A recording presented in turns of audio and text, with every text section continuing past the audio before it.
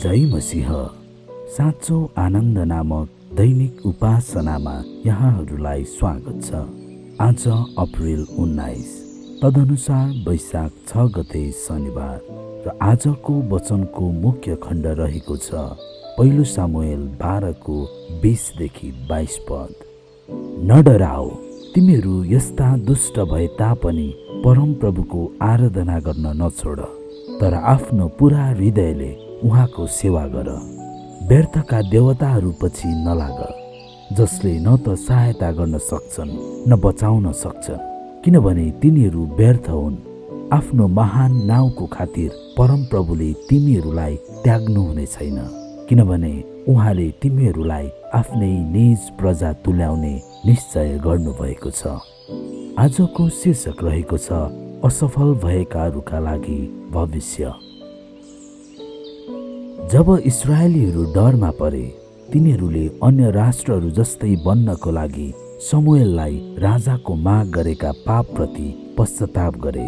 तब खुसीको खबर आयो, न डराओ, तिमीहरू यस्ता दुष्ट भए तापनि। यो कस्तो उल्टो सुनिन्छ कि तपाईँ महसुस गर्न सक्नुहुन्छ?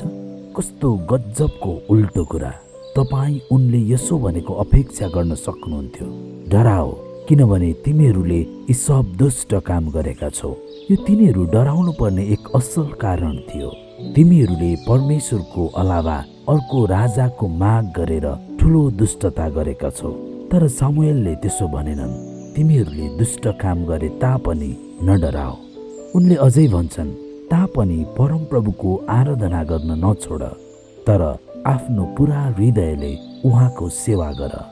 व्यर्थका देवताहरू पछि नलाग, जसले न सहायता गर्न सक्छन् न बचाउन सक्छन्, किनभने तिनीहरू व्यर्थ हुन्। यही नै सुसमाचार हो।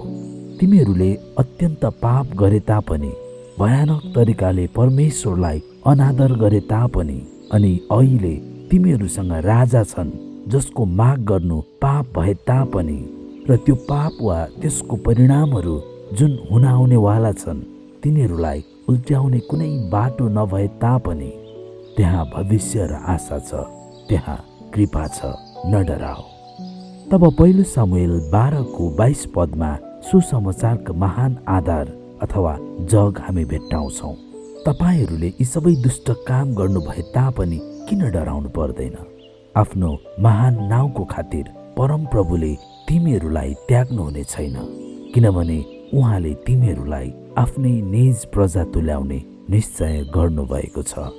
सुसमाचारको आधार नै आफ्नो नाउँको लागि उहाँको प्रतिबद्धता हो। के तपाईँले यो सुन्नुभयो? तिमीहरूले पाप गरे तापनि न डराओ। आफ्नो महान नाउँको खातिर परमप्रभुले तिमीहरूलाई त्याग्नुहुने छैन।